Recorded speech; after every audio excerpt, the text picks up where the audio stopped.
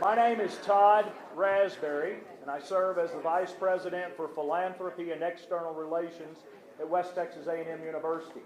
It is my privilege to thank you for joining us for a progress update on the State Hospital here in Amarillo. I want to thank Dr. Brent Auberman and the staff of the Texas A&M AgriLife Extension and Research Facility for hosting us today. Let's thank them.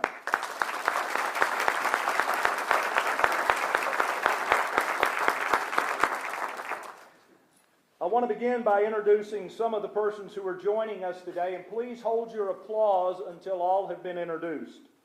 John Smithy, Texas State Representative, District 86. John, will you stand? Ken King, Texas State Representative, District 88. Christy Morrow from Congressman Ronnie Jackson's office, District 13. Kevin Carter, President and CEO of the Amarillo Economic Development Corporation. Clay Stribling, Executive Director of the Amarillo Area Foundation. Nancy Tanner, Potter County Judge. Christy Dyer, Randall County Judge. Sidney DeVault Garvey from the Texas A&M University Office for Government Relations. And Dr. Jeffrey W. Savelle, Vice Chancellor and Dean for Agricultural and Life Sciences. And I think I saw Carolyn Fairley, who is running for office. Join me in thanking them for being here today.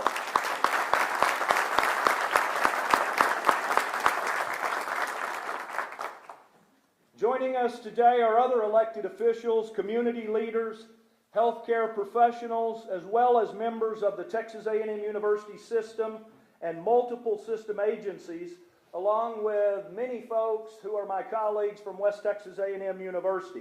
Let's thank them for joining us today as well. It's now my privilege to introduce those who will address you in the order that they'll be speaking, and again, I ask you to hold your applause until all have been introduced. Kevin Sparks, Texas State Senator, District 31. Four Price, Texas State Representative, District 87.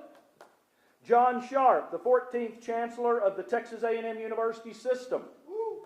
Scott Shacklin, Deputy Executive Commissioner for the Texas Health and Human Services Commission. And Dr. Walter B. Wendler, 11th President of West Texas A&M University. Let's thank them for updating us today.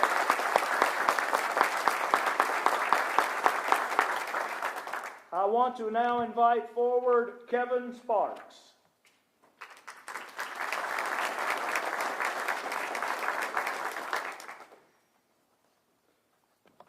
Well, it is certainly a privilege to be here today in a celebration of sorts, in really kind of the next step. I wanted to give you guys just a quick snapshot of kind of how I got involved in this. So I'd only won my primary when I learned about this need.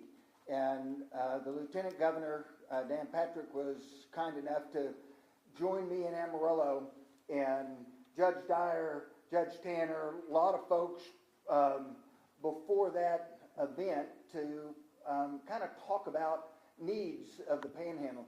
And Judge Tanner was very forthright in saying, Lieutenant Governor, we need the mental health hospital right here. I mean, she put it very plainly. And what I appreciated about our Lieutenant Governor was he told you that day, we're going to make that happen. And so he began working on that, and he and I continued to have conversations. And without that, we don't even get started. We don't even get to square one. But what I really appreciated about this whole process is you've got your local representatives like John Smithy and Four Price, and that have worked, you know, to kind of work the kinks out, the complications, and then, you know, West Texas A&M, Dr. Wendler, and Texas A&M, Chancellor Sharp, everybody working together, trying to make sure that the needs of the community are being met. And I really think that's what Texas should be known for. We don't see it happen much on the federal level, but here in Texas, we should still be able to make that happen. And that's what makes me proud to be here today. The need of addressing mental health issues cannot be overstated. Within the last 90 days, I've lost 2 people. One was a lifelong friend of mine, both suicide. It's rampant. And we see what's happening with our young people, where they highest anxiety and depression levels for people under 21. We've got a significant problem that we need the ability to address it. So the next charge is going to be making, and I'm sorry our mayor's not here today, but there's going to need to be a collective effort in figuring out how we train up the healthcare workers and professionals that we're going to need to fill all of these spaces. I'm sorry Senator Perry wasn't able to be here today as well, because his district, which includes Lubbock, is also part of the overall component of how we're going to address the mental health needs of all of West Texas. So I am proud to play a tiny part of this, and I'm excited to be here. I'm excited to see how we as a community pull this together. Thank you.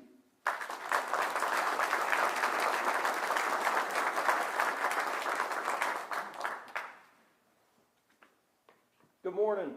It's great to see everybody here. I am so thankful that you took time out of your morning to share this conference with us and to be here.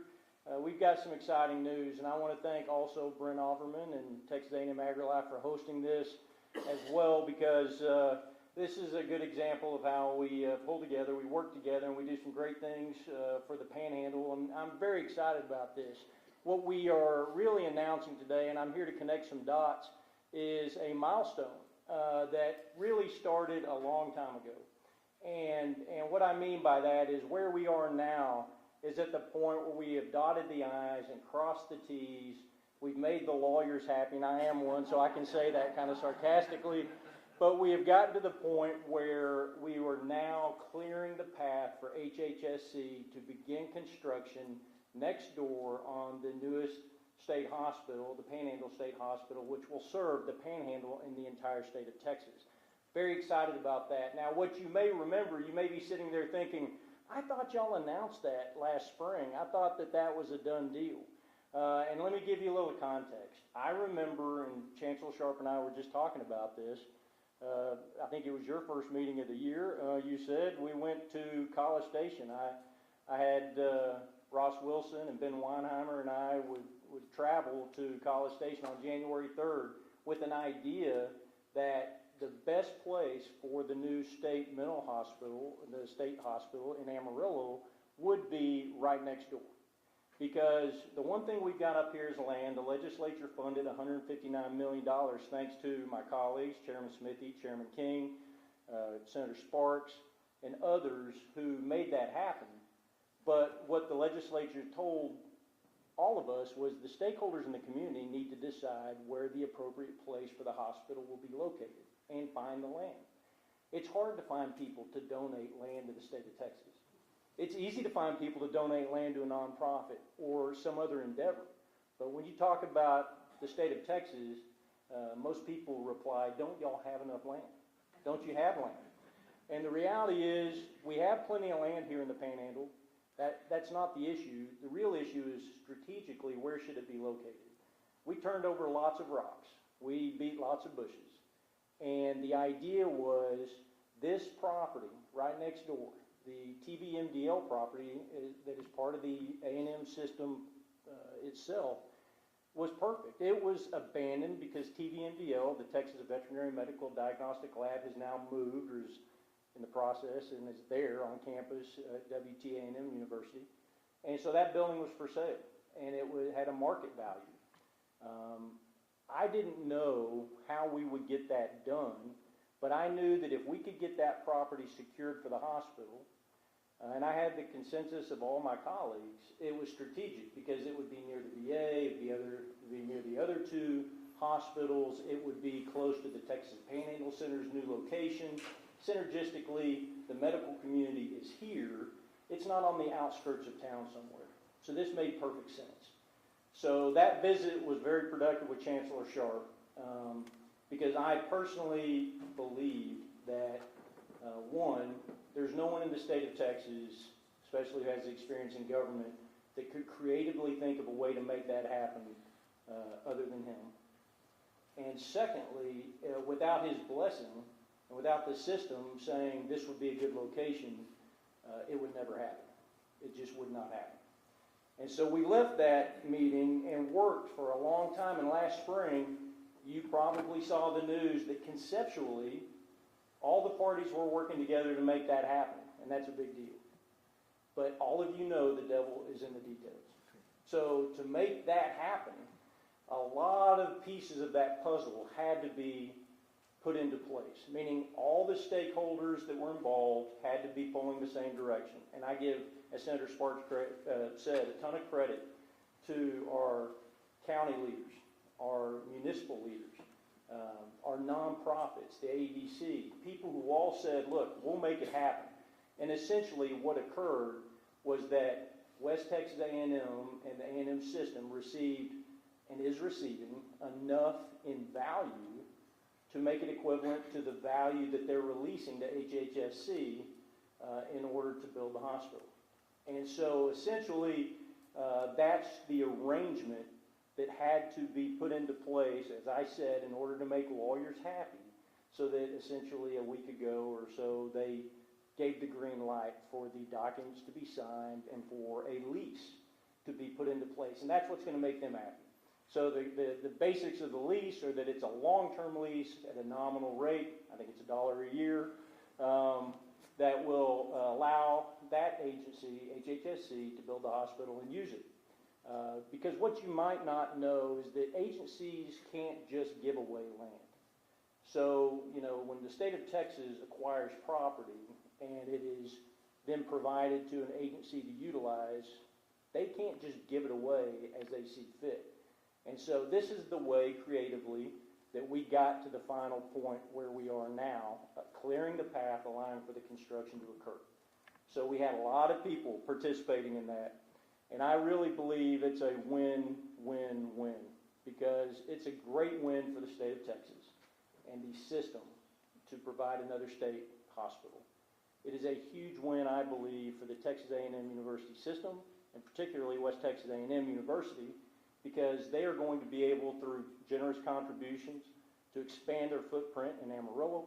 They're going to be able to provide a strengthened nursing program through the leadership of Holly Jeffries and others.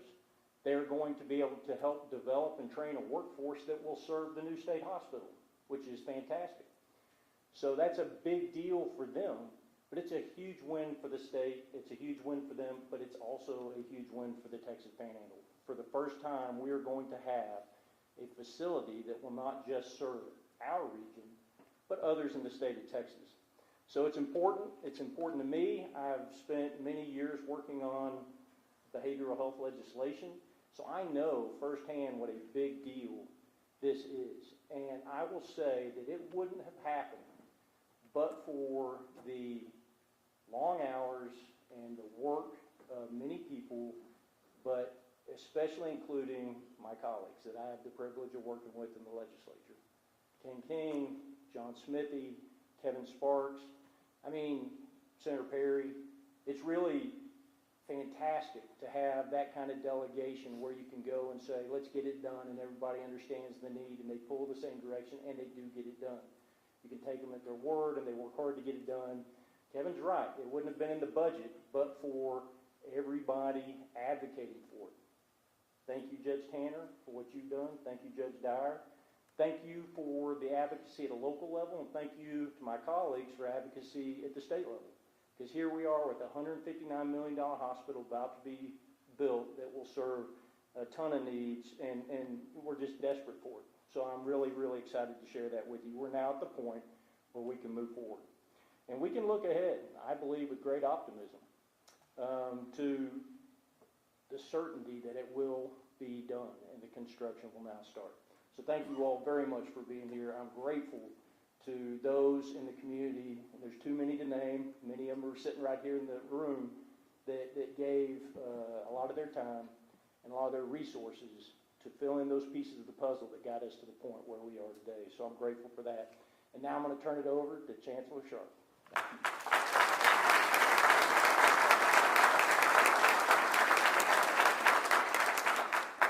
Now, you talk about everything that goes around, comes around. I want to tell you a little story. So, in 1973, I was just out of the Army, and my very first job was a budget examiner for the Legislative Budget Board.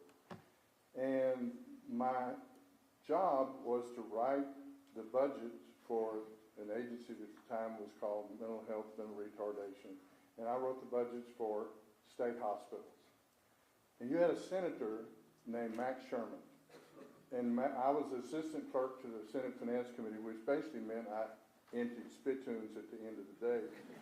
But Max Sherman was the senator from Amarillo. And there wasn't a meeting that went by that he didn't complain about the lack of a state hospital in the panhandle of the state of Texas. I mean, it was one of his, one of the things that burned in my memory. He always talked about it, always talked about it, always talked about it. And then all of a sudden here, 51 years later, all of a sudden that happened.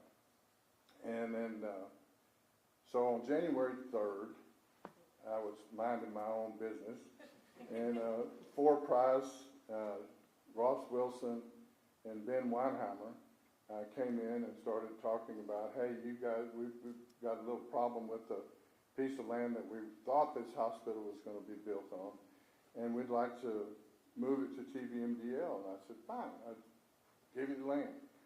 Well, we ran into something called the Constitution of the state of Texas. Can't just give you land. And so we figured out a way to do it. And when that meeting was over with, I get a call from Big Daddy Kevin Sparks, and provided the incentive for me to really pursue this. And then a little bit later, all of the state representatives here, Ken King, Four Price, John Smithy, and all the folks, and I figured this is a pretty serious deal. And Senator Perry was also involved in this. But basically and then I called Walter, and Walter, of course, is a genius. You can just look at him and tell. And I said, Walter, here's the deal. I said, the system will put up $1.3 million.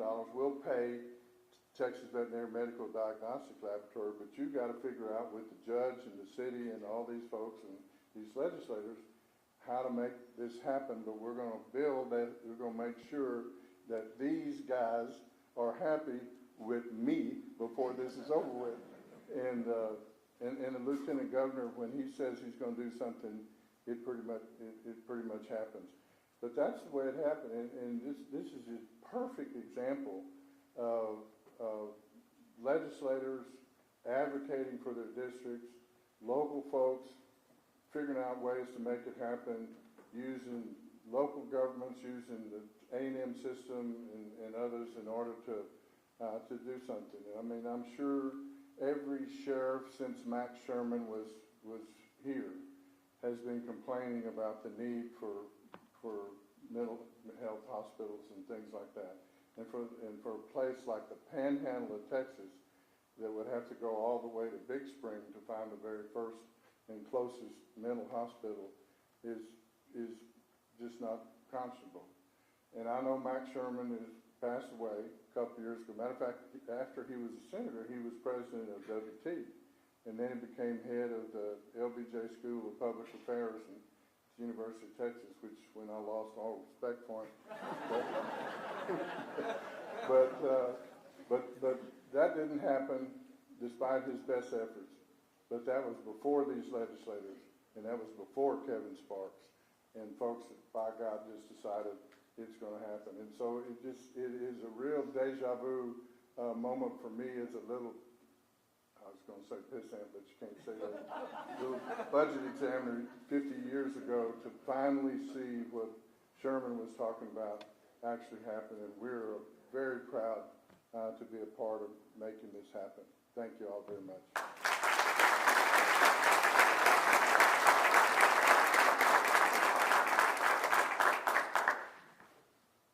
Hello, y'all know everyone else. I'm Scott Shacklin. I serve as the Deputy Executive Commissioner for the Health and Specialty Care System for HHSC. So I oversee all the inpatient mental health hospitals as well as the state-supported living centers here in Texas.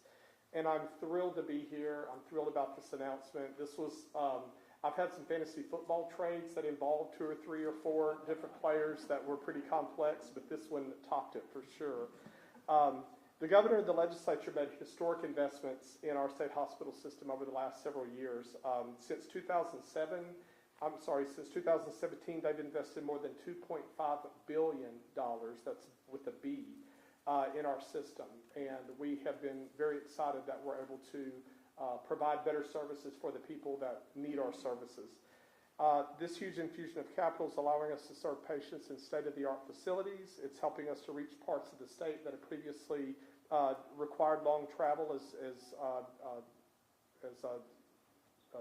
John Sharp, sorry, your title. I still think of you as the comptroller because I've been around a while.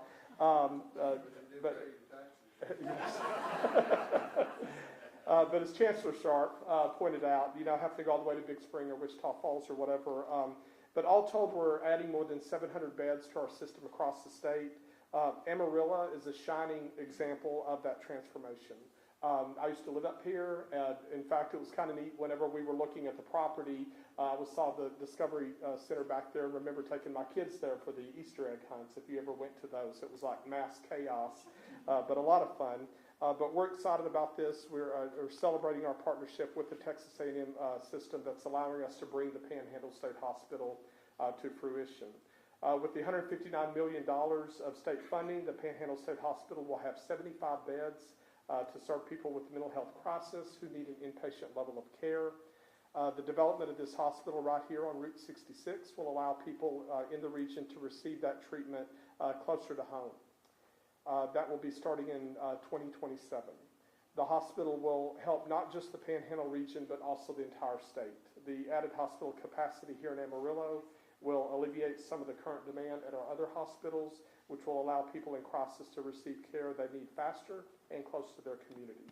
It'll bring hundreds of jobs to the area, and we're incredibly thankful for the foresight and vision that Mayor Stanley and WT have shown by making plans now to build a workforce that will be needed to make this hospital successful.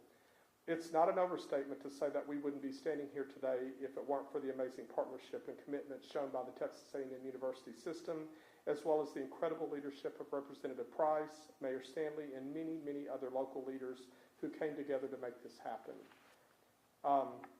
It's been heartening to watch the Amarillo come together, the community come together here.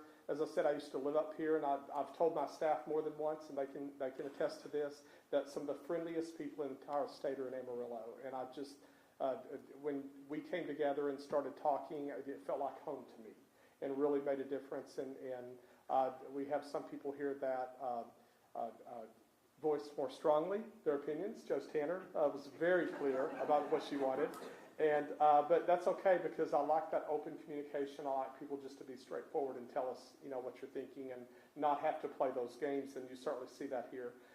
People left their egos at the door. They rolled up their sleeves. They figured out how to make this happen, and it's been amazing to be a part of that. So again, I want to thank everybody who helped make this a reality, and I'm very excited for us to get to break ground soon and get this project underway. Thank you.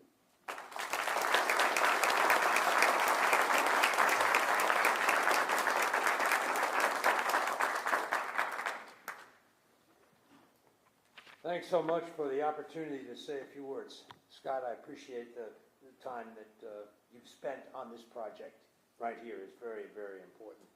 And the Chancellor's leadership is remarkable. I'm already praying for the next person that takes his place. He's got huge shoes, or he or she, huge shoes to fill. Like Judge Tanner, Chancellor Sharp is very clear about his directives and directions. It's got a lot of one-syllable words, and you get the message about what needs to get done, and I'm thankful for it. And I'll reiterate, Senator Sparks, Representative Price, and Representative Price and Ken King been so very helpful, and Senator Sparks' direction. John Smithy is a fervent fan of West Texas A&M University. We have a new building, or the old Ed building is being renovated. That's another example of a community effort up here where our legislative delegation has worked hard to get something done. And the Geneva Schaefer Education Building is becoming a reality on the campus right now. Right in the core of the campus. It's been vacant for nearly 40 years, and it's got new life coming into it. And we're thankful for all of that. I also want to thank the WT Foundation Board, the Board of Directors. They had the insight to be willing to put themselves in a position to actually purchase the land with funds that I'll say just a word about in a minute, but purchase that land so they could then give it to West Texas A&M University so that Holly Jeffries could expand the Street School of Nursing into that building to do behavioral health training. And I hope that this sort of partnership becomes an incubator for really good behavioral health training at every level of the nursing profession, as well as the technical support people that are needed in behavioral health hospitals.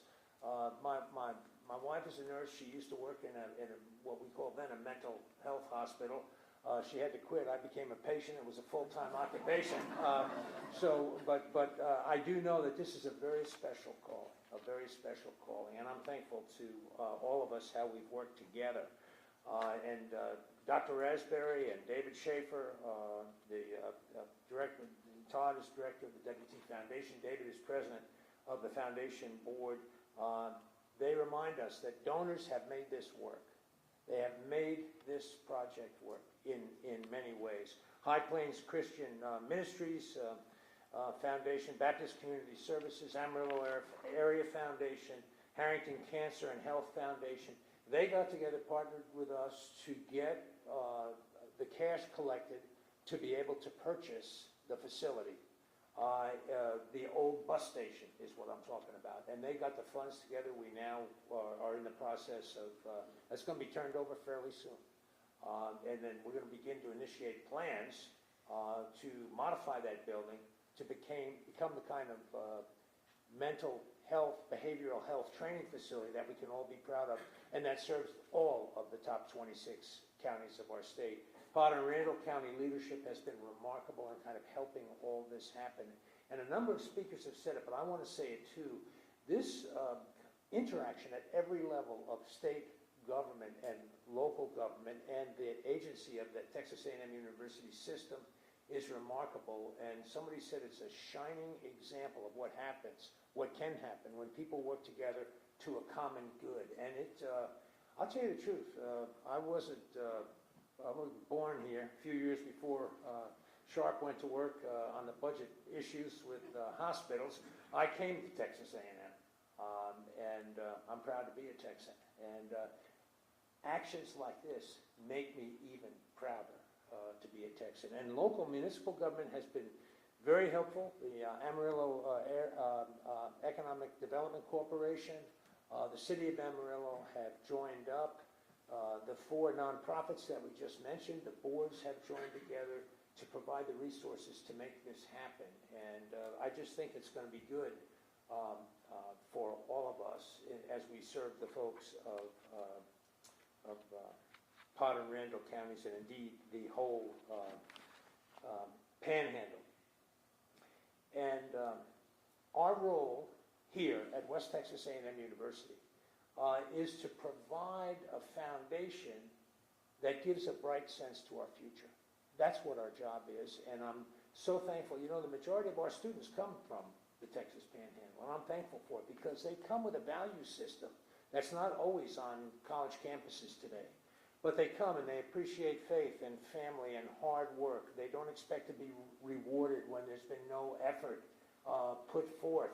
These kinds of values make our institution remarkable, and they make this community remarkable. And we're able to get together and do things that none of us could do alone, but all of us working together can do.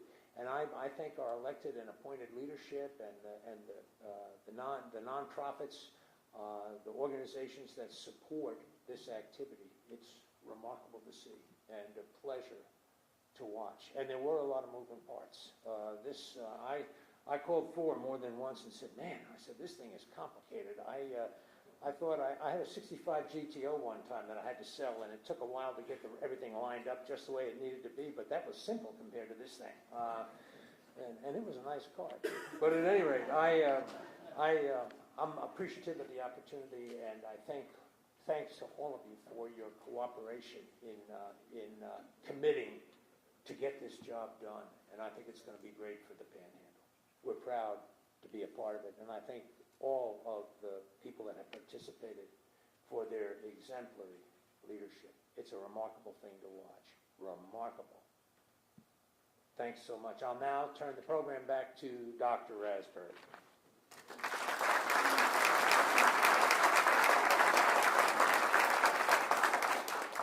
We didn't clap often, but I think this is a great time to say to our elected officials at every level, thanks for making today possible and happening.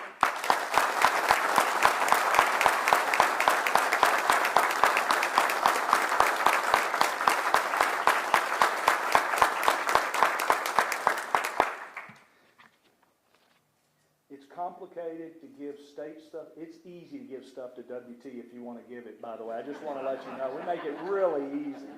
This concludes our formal presentation today. Thank you for coming. Chip Chandler, where are you? Media, if you will see Chip out this door, those who are our speakers and elected officials, if you want to visit with them, Chip will direct you. Again, thank you very much for coming today.